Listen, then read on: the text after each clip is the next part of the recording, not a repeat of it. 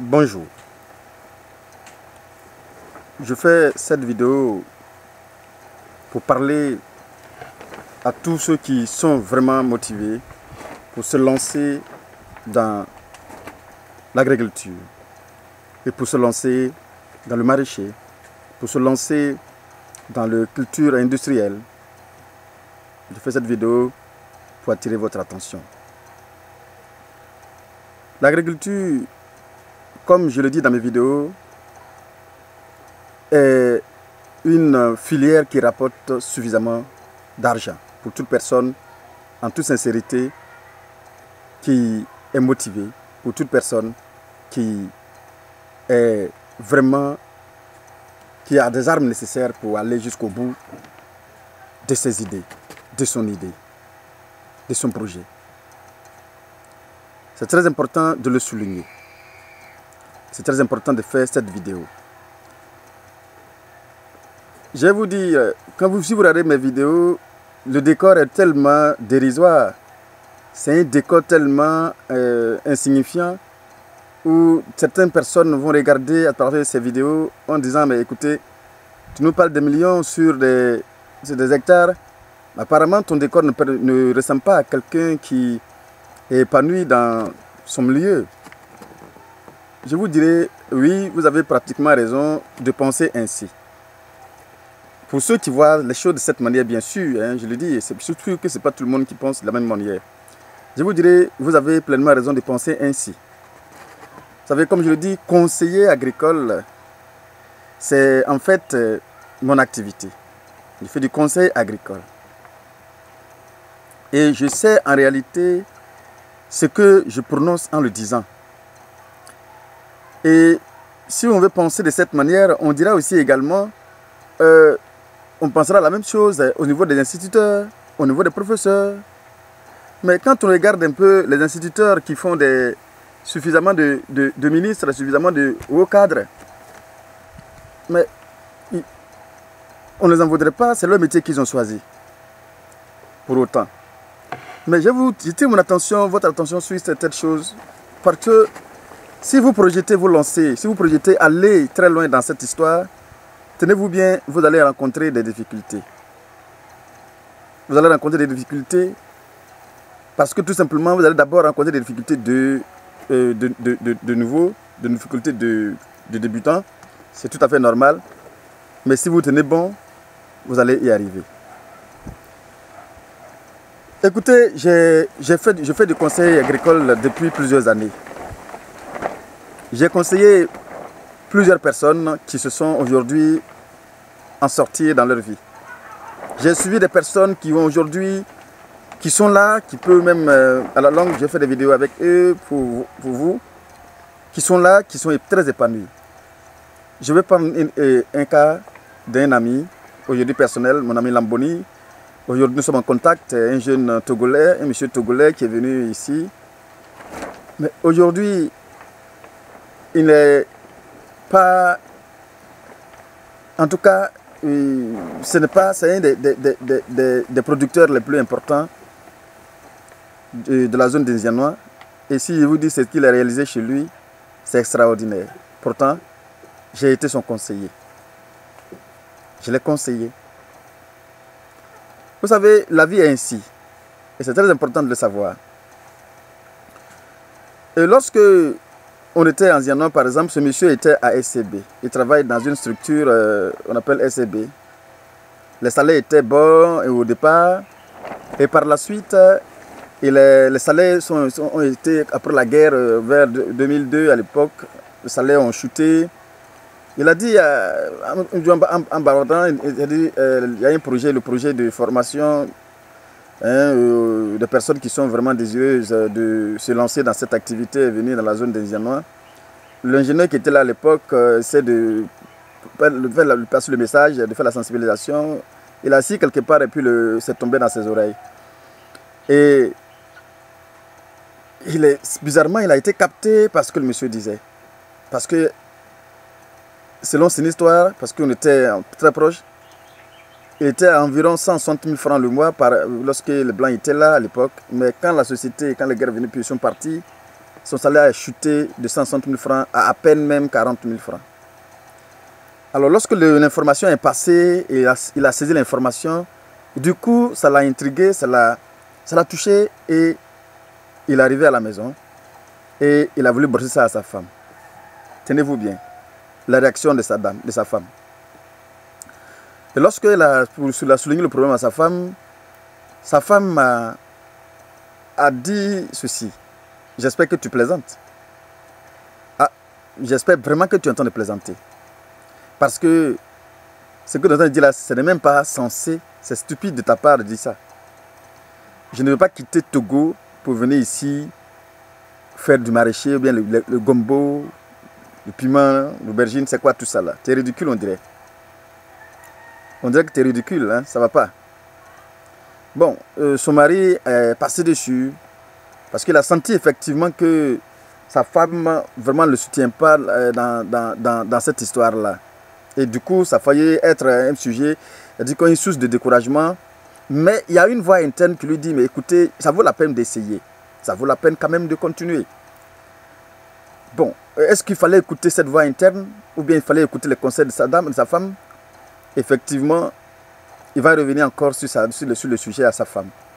Il dit à sa femme, écoutez, apparemment j'ai une voix qui me dit que ça vaut la peine quand même d'essayer ce projet.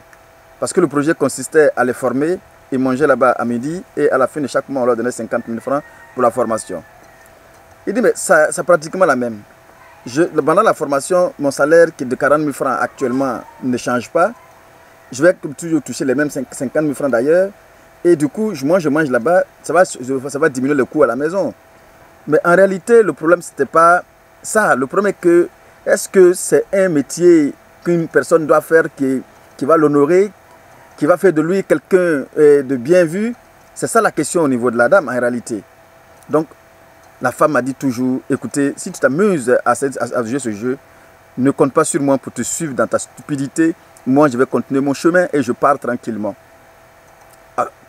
Ok, bon, chez lui, c'était une plaisanterie, hein, on peut quand même passer dessus. Et puis bon, écoutez, ils se sont couchés. Le lendemain, il allait déléguer un de ses frères togolais qui était quand même vraiment responsable à l'époque pour venir voir sa femme pour lui dire, écoutez, ce projet me semble bien, je vais vraiment continuer, et il faut vraiment venir à la raison, je veux vraiment qu'on suive ce chemin-là ensemble. Sa femme a dit effectivement, là je pense que tu es vraiment sérieux, prépare-toi à me donner mon transport, moi je vais rentrer au Togo. Alors, il a essayé comme il peut de raisonner sa femme, mais malheureusement, sa femme n'a pas, en tout cas, entendu raison. Et puis, du coup, elle est rentrée au pays. Il est resté seul. Et puis, elle avait un gosse qui était là, qui est quand même grand. Il est resté seul avec le petit. Bon, comme je l'ai dit, la formation consistait, il mangeait là-bas à midi et le soir. Ils viennent à la maison et à la fin du mois, ils avaient 50 000 francs. Je pense qu'avec deux personnes, je pense que ça suffit largement pour tenir bon. Et la formation durait, je crois, 6 mois environ. Et alors, tellement que le monsieur était assidu, tellement que le monsieur était concentré dans le travail, l'ingénieur qui suivait le projet a dit, écoutez, il te nomme chef d'équipe, sincèrement, et sachant qu'il ne sachant pas lire et écrire. Et là, on lui a donné une moto P50 qu'il prenait pour aller suivre le travail, pour aller au travail. Il était vraiment au four et au moulin pendant la formation. Parce que lui, il avait cette voix interne qui dit, effectivement, moi je peux réussir dans cette histoire, il faut que je tienne bon, il faut que je continue. Et c'est ce qu'il faisait. Alors, ils étaient dans la formation, et ça allait très bien. Et quand ils ont fini la formation, il fallait maintenant un kit. Et le kit tardait à venir compte tenu du fait qu'on était dans une période très difficile de guerre à l'époque. Alors, les kits ne venaient pas. Puisque l'ingénieur me faisait tellement confiance à cause de son assiduité, de son abnégation, à cause de sa rigueur dans le travail, il a dit, jeune, moi je vais te financer pour la première fois. Et ils ont décidé de faire du pastèque. Alors, le pastèque, comme je le disais, quelqu'un qui ne dort pratiquement pas, qui était au four et au moulin, mais il ne va pas vraiment s'amuser. Il a été à la hauteur et il a eu une production extraordinaire. une production extraordinaire.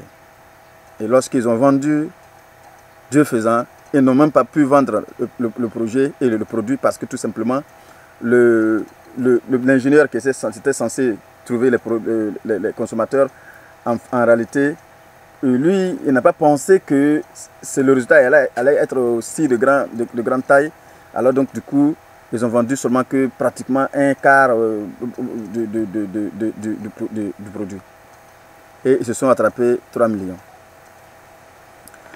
L'ingénieur, étant vraiment un homme de cœur, a dit, écoutez, tu t'es battu. L'essentiel, c'était pour que mon argent qui est mis dedans puisse sortir. Donne-moi, je prends 1 million pour l'argent que j'ai investi. Bon, prends les 2 millions et défends-toi. Je vous dis, cher ami, pour celui qui veut témoigner, ou bien tu veux vérifier ce que j'ai dit, tu vas aujourd'hui en Zianois, tu vas demander à un enfant de cette taille-là, qui connaît M. Lamboni, même de passage, vous demandez est-ce que vous connaissez un certain Lamboni en Zianois ici. Jusqu'à présent, il est encore en Zianois, alors que je suis en train de faire cette vidéo, aujourd'hui même, il est encore en Zianois. Je ne sais pas à quel moment vous allez suivre cette vidéo, mais à l'heure là, je pense que nous sommes le 28 aujourd'hui, le 28 juin, le 28 mai. Je pense qu'il est encore en Zianois. Vous pouvez vérifier, il est là. Quand il a reçu cet argent, il s'est lancé maintenant dans la culture de choux, environ de demi-hectare. Lui seul, il a fait un demi-hectare de choux. Le demi-hectare de choux qu'il a effectué, cher ami qui me suit actuellement, suivez bien cette vidéo, vous allez comprendre certaines choses. Et lui a produit énormément d'argent parce que tout simplement, le kilo était environ 600 francs lorsqu'il vendait. Imaginez-vous, quelqu'un qui fait 15 tonnes minimum, il a vendu le kilo à 600 francs. À vous de calculer. Alors lorsqu'il a fini, il est allé au Togo. Et il a récupéré 10 jeunes. Il est venu en Zianois. Alors, qu'est-ce qu'il faisait? Il les forme et il les installe. Il les forme et les installe. C'est-à-dire dans la formation, il travaille chez lui. Et moyennant quand même un montant quand même, hein, qui signait 200 000 francs l'année. Mais il les formait et en même temps, il finit la formation, il les paye et il leur donne, et puis il les installe et il les suit. Alors que je suis en train de vous parler, il est intouchable. Voici une histoire qui va quand même être un peu, qui va faire rigoler. Son grand frère qui est au Togo, qui est instituteur, qui était en train de chercher à être député dans son village et dans sa ville et dans son pays, il appelle son grand frère pour dire, grand frère, je vais t'envoyer l'argent pour ramasser sable pour la maison. Et il envoie l'argent, son grand frère demande, mais l'argent là, tu dis c'est pour construire la maison ou bien pour ramasser sable pour la maison? Il dit non, c'est juste pour ramasser sable pour la maison. Mais quand le tas de sable était versé, sa femme qui l'a laissé pour partir, parce que quand il est parti ramasser les 10 jeunes pour venir, il est venu avec une jeune petite fille. En ce moment, j'étais là avec eux. En ce moment, j'étais encore en fonction en Zianois. Et il était avec la jeune fille, la femme qu'il avait abandonné pour partir, a demandé, mais attendez, ça là, c'est pour qui? On dit, mais c'est pour Lamboni. Il dit, non, c'est pas possible. Donc, ça a coïncidé que l'homme est reparti là-bas. La pauvre dame a négocié pour retourner en Côte d'Ivoire. Elle a répondu tout simplement, c'est dommage que je n'ai pas eu encore du travail au niveau de la SCB. Malheureusement, c'est dans le même gombo et chou que je suis jusqu'à présent. Malheureusement, tu vois que ce sera difficile pour toi d'aller vivre dans une culture pareille, gombo et chou, puisqu'on en fait déjà au Togo ici. Je pense que tu peux rester ici. Tu ne peux pas quitter ici et aller en Côte d'Ivoire pour aller suivre gombo et chou. Donc, bon, malheureusement, je suis encore dans du gombo et du chou. C'est dommage. Mais il y a la jeune dame que j'ai prise pour partir avec moi. Aujourd'hui, elle me soutient dans mon affaire de gombo et chou. Je suis dedans avec elle là-bas.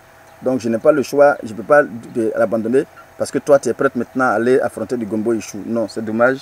Je vais continuer cette aventure-là avec celle qui est là-bas. Délégation n'est pas délégation, mais tout compte tu fais, il n'a pas succombé à ses caprices. Il a tenu et il a continué sa route avec l'autre.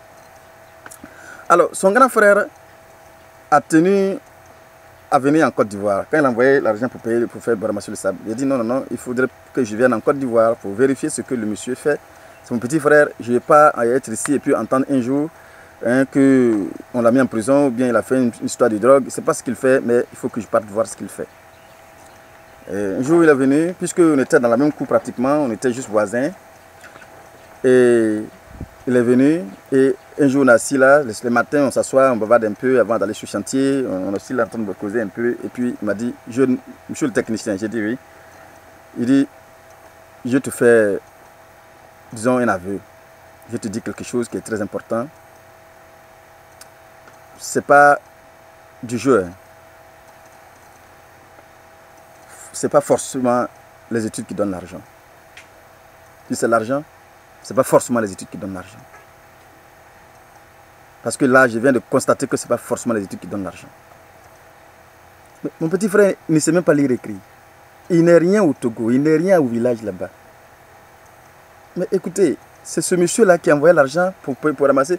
Savent que pratiquement pas tous les ministres qui peuvent construire cette maison, le plan de cette maison-là, pas tous les ministres qui peuvent construire ça. Il m'a envoyé l'argent pour lui de ramasser sable pour ça. Donc je suis venu ici en Côte d'Ivoire pour venir vérifier. Donc ensemble, on va aller sur ces différents chantiers pour aller voir ce qu'il fait vraiment. Parce que là, moi, jusqu'à présent, je ne suis pas convaincu de ce qu'il est en train de me raconter, qu'il fait chou, il fait aubergine, il fait gombo ici. Je ne suis pas convaincu que cela puisse se passer comme ça. Non, non. Il faut que je parte voir effectivement ce qu'il fait. Mais je vous en prie, à cette époque, en ce moment-là, mais c'est quand tu rentres dans le champ de Lamboni, comme il le dit, on ne faisait pas, on n'avait pas de système d'irrigation, on jouait avec les eaux de pluie, tout simplement. C'était des forêts qu'on nous donnait, on coupait, on faisait nos travaux et puis on mettait nos choux à tout simplement. Et on jouait avec les eaux de pluie, tout simplement, avec la variété Oxylus, tout simplement. Mais quand on arrivait sur le chantier, il s'arrêtait au beau milieu du chantier. Et il regardait à gauche, il a vu une verdure infinie.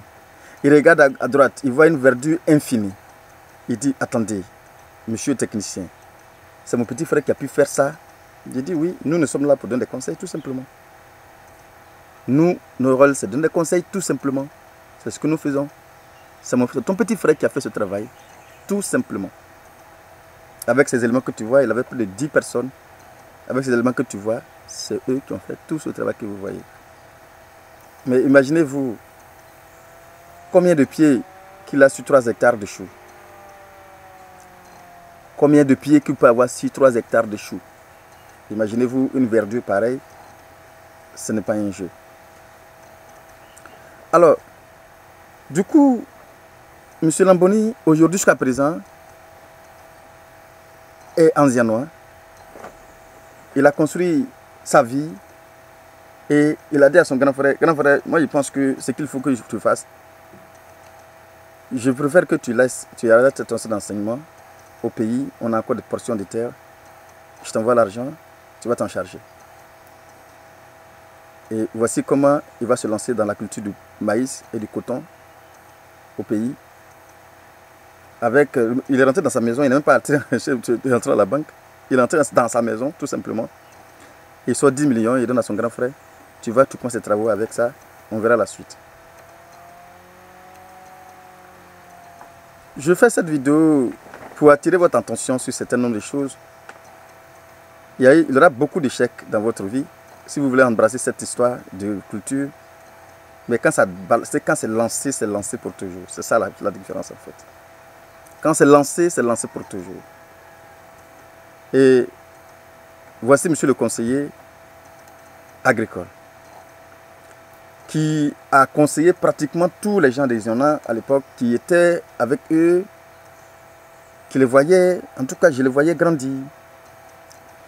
Vous allez me dire, mais attendez, monsieur le conseiller, comment se fait-il que, avec tout ce que tu nous racontes, avec tout ce que tu as fait épanouir, mais qu'est-ce qui n'a pas marché? Qu'est-ce qui fait qu'aujourd'hui on ne te voit pas dans les vidéos avec des grosses cylindrées, avec de grosses maisons? La question n'est pas moi. La question est vous. Est-ce que vous avez la possibilité d'être comme ceux dont je parle? Si oui, c'est cette possibilité-là qu'il faut saisir. Est-ce que vous voulez être comme ceux dont je suis en train de parler? Si oui, c'est ça mon travail en fait. Conseiller. Vous conseillez. Mon travail c'est conseiller agricole. Mais en fait, ce qu'il faut souligner est que ce n'est pas que monsieur le conseiller ne travaille pas. Hein. Non, attention. Monsieur le conseiller travaille lui aussi à sa manière. Et je vais vous dire une chose, puisque là-bas on travaillait de manière groupée, on était près de 50 personnes, c'était intéressant quand même à l'époque. Hein. Je pense que dans votre localité où vous êtes, si vous êtes 5, 6, 7 personnes, vous voulez travailler de cette manière, c'est très intéressant, sérieux. C'est-à-dire on se regroupait, on travaillait ensemble, on va dans ton champ aujourd'hui, demain c'est dans le champ de l'autre, ainsi de suite. Donc à cette époque, j'avais fait 1,5 hectare de choux. 1,5 hectare de choux. Et 1,5 hectare, en tout cas lorsque tu regardais, tu rentrais dans le champ, monsieur le conseiller quand même, il conseille les gens à son champ, leur champ, il récolte 30 tonnes, 15 tonnes, mais ce n'est pas lui son champ qui sera négligé. Et lorsque tu regardais, tu partais dans le champ, c'était un champ de référence en réalité, hein. C'était très intéressant. Quand tu quittes, le champ était sur une colline, et sur une colline, et puis quand tu es sur la colline, tu regardes, attends, c'est une verdure qui ne dit pas son nom. C'est une grosse verdure qui ne dit pas son nom. C'était très intéressant, c'était très intéressant à regarder. Et parfois lorsqu'on arrive là-bas, c'est juste pour aller aspirer de l'air très fraîche. Une beauté qui ne dit pas son nom, puis c'était ravissant, très joli, puis on était dedans. Et voici que on faisait les récoltes tournantes en réalité, lorsque l'autre on veut récolter chez l'autre, on va en groupe. Bon, écoutez, quelqu'un qui va les récolter, il faut amasser des millions. Ce n'est pas mouton, il ne peut pas acheter. Hein. Ce n'est pas, enfin, pour certains cabris, pour certains moutons, en fait, on achetait moutons, pâtés. Toutes les femmes étaient là, tout le monde. En tout cas, c'était la fête on faisait au champ là-bas. D'autres récoltent, d'autres font la mise en sac. En tout cas, c'était un travail d'équipe que nous faisions à l'époque. Et voici que on a récolté une partie du champ de M. Labonné. On a récolté pour une autre, et ainsi de suite, on continuait. Et la semaine qui suivait, c'était dans mon champ, on devrait partir. Et dans une semaine, on devait aller dans mon champ. Puisqu'on était déjà en fin de cycle, on était déjà presque, les pommes ont déjà presque donné. C'était juste pour la fermeté qu'on attendait. Parce que quand ça finit pour pommer, il faut laisser quand même être un peu plus ferme pour pouvoir récolter. Et on attendait d'aller récolter maintenant. Et de temps en temps, il fallait quand même passer là-bas pour aller regarder cette verdure et puis venir à la maison. Il n'y a plus de travaux à faire. Et donc, du coup, il n'y a rien d'autre à faire, pas d'y aller regarder. Et puis bon, toucher pour voir si c'est encore bien ferme pour pouvoir faire la récolte. Et bon, c'est ce qu'on faisait. J'avais à l'époque une jeune fille avec laquelle j'étais. Moi, je devançais à chaque fois et puis elle me suivait avec la nourriture par la suite. Et voici que je m'en vais au champ. Et je regardais mon chien et puis je venais. Alors, un matin, je me suis levé, comme tout le monde, je m'en vais au champ. Et je regarde dans le champ, juste la colline, je regarde en bas. En principe, je vois une verdure, je voyais une verdure. Ce jour-là, qu'est-ce que je regarde? Je vois que c'est une terre rouge que je suis en train de regarder. C'est une terre rouge que je suis en train de regarder. Attendez, je passe ma main sur mon visage comme ça, pour revoir encore ce qui se passe sur vos sites. Je vois encore toujours que c'est toujours rouge. Attendez. Je ne comprends plus rien là. Qu'est-ce qui m'arrive? Je suis en train d'halluciner ou bien quoi? Ah mais non, je ne suis pas en train d'halluciner. En fait, le problème est que je travaille au bord d'un Nzinkomwe. Dans mon pays, c'est au bord d'un Nzinkomwe. Regardez bien cette vidéo hein, pour éviter des erreurs. Je vous dis que je fais cette vidéo aujourd'hui en prenant référence sur les différentes erreurs de ma vie pour que vous ne le fassiez pas. Voilà, donc, au bord de Nzinkomwe, apparemment, il y avait des hippopotames. Mais c'est ce que les gens avaient dit, qu'il y avait des hippopotames dans le champ, dans cette eau. Mais bon, maintenant, ils sont partis. Mais effectivement, on a commencé à travailler, on ne les a pas sentis. On ne les a pas sentis. Mais dommage. Une pluie est arrivée et le Nzi est rempli.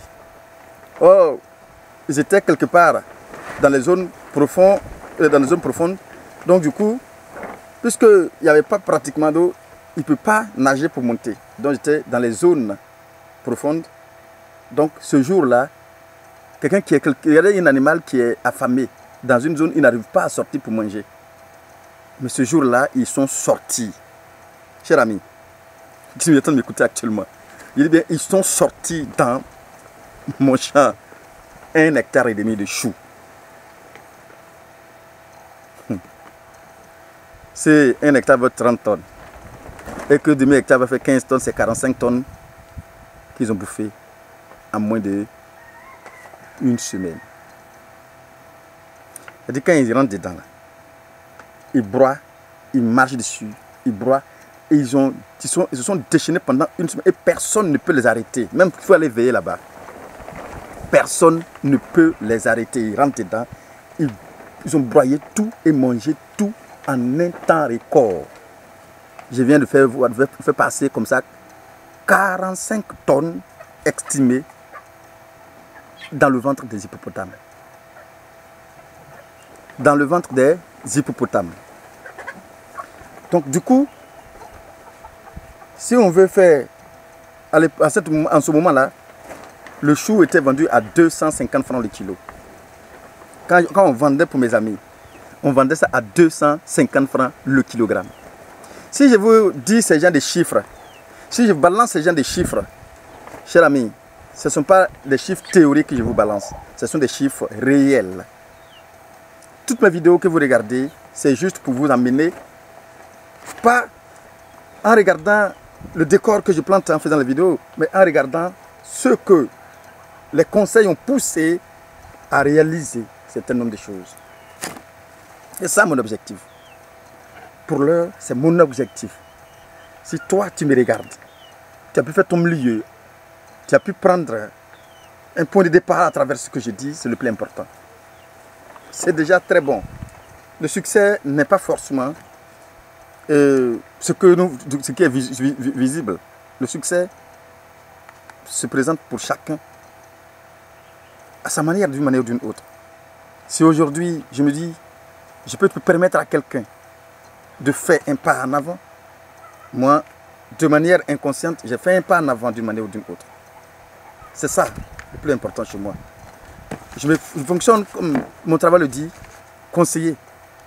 Je fonctionne comme les instituteurs, je fonctionne comme le professeur. Il ne cherche pas à savoir si l'autre va devenir ministre. Lui, il fait son travail. Je fais mon travail. C'est tout. Le décor dans lequel je fais le travail, ça importe peu. Mais ce qui peut sortir, si toi tu essaies, c'est ça le plus important pour moi. Je prie pour que demain, on puisse me faire un commentaire comme ça pour dire, monsieur, à travers ce que vous avez fait, j'ai pu faire telle chose. C'est le plus important chez moi. Et c'est ça, pour moi, c'est d'abord une richesse pour moi.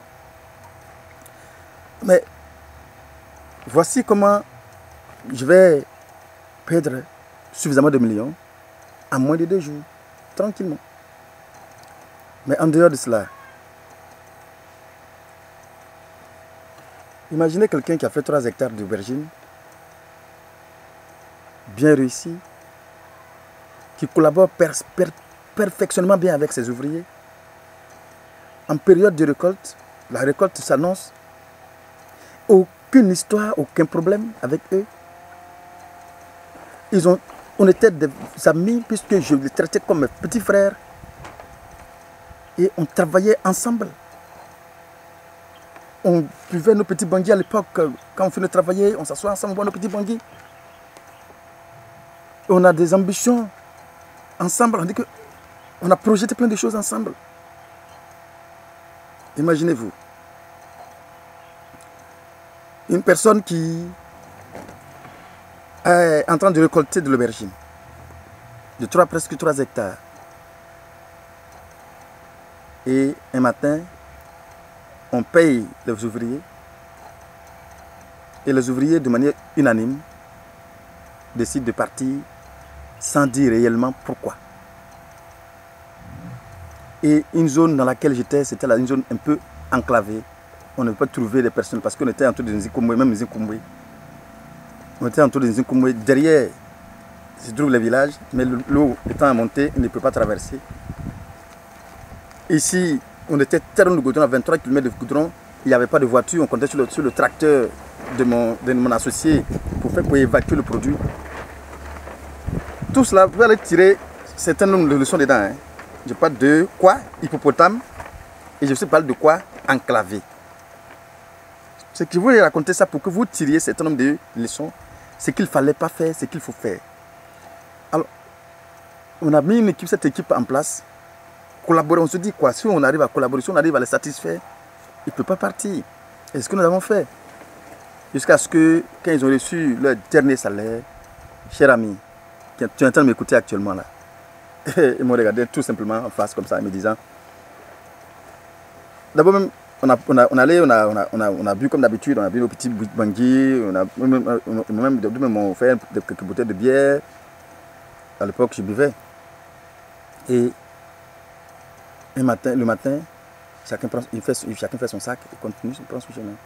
Et qu'est-ce qui se passe? Personne ne m'a dit quoi que ce soit. Ils sont partis comme ça, en regardant mon aubergine en production. Oh là là, c'est terrible, c'est triste. J'ai dit, mais attendez, vous faites quoi là? Où je vais improviser une équipe pour venir récolter. Sachant qu'ici, nous sommes dans une zone enclavée. C'est sur vous seul. J'avais près de 17 personnes. C'est sur vous seul que je comptais.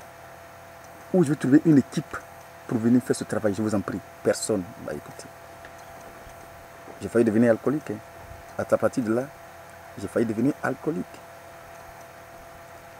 Et je me suis mis à boire pour oublier. Il ne peut rien oublier. Quand je me lève, je m'arrive dans le chantier, je regarde, tout est rouge. Je vais essayer de récolter quelques sacs pour moi-même, pour mettre sur mon vélo, pour essayer d'aller vendre, pour faire quoi? Pour boire mon koutoukou à l'époque, tout simplement parce que j'étais déprimé. Et je bois mon koutoukou, je prends un sac, je vends, je prends mon koutoukou. Tout est devenu rouge dessus. Encore un échec de plus. Regardez un peu ce schéma. Je vous dis tout simplement que lorsque vous commencez à entreprendre, il y a tellement de hauts, il y a tellement de bas, que si vous n'êtes pas armé mentalement, vous ne pourrez pas continuer le chemin. J'ai continué en passant par l'épée, en venant ici aujourd'hui, je suis en train de faire mon bonhomme de chemin, tout doucement, mais sûrement. C'est ça, je tenais à vous expliquer. Pour vous dire, de vous armer mentalement. Pour vous dire, ce n'est pas des chiffres en l'air. Pour vous dire, ce sont des choses réelles. Pour vous dire, si vous regardez autour de vous, beaucoup se sont fait le milieu dans ce milieu. Pour vous dire tout simplement, on peut facilement partir en fonction de votre sujet, en fonction de vos milieux, en essayant de faire une prospection de ce qui marche dans votre zone. On peut partir même simplement à partir de simples laitues. On peut partir à partir de simples choux, on peut partir à partir de simples aubergines, on peut partir à partir du néant. Croyez-moi, ce sont des choses réelles. Et c'est pourquoi je vous dis, ensemble on ira loin. Ensemble on ira loin. Juste cette vidéo pour vous dire, pour motiver ceux qui veulent vraiment se lancer, pour leur dire, le combat est vraiment rude, mais seulement il faut armé, il faut vraiment être armé pour pouvoir atteindre son objectif. Pour aller au bout de ses idées, il faut avoir des armes. C'est très important. Tout doucement, on fait nos bonhommes de chemin. Progressivement, on avance.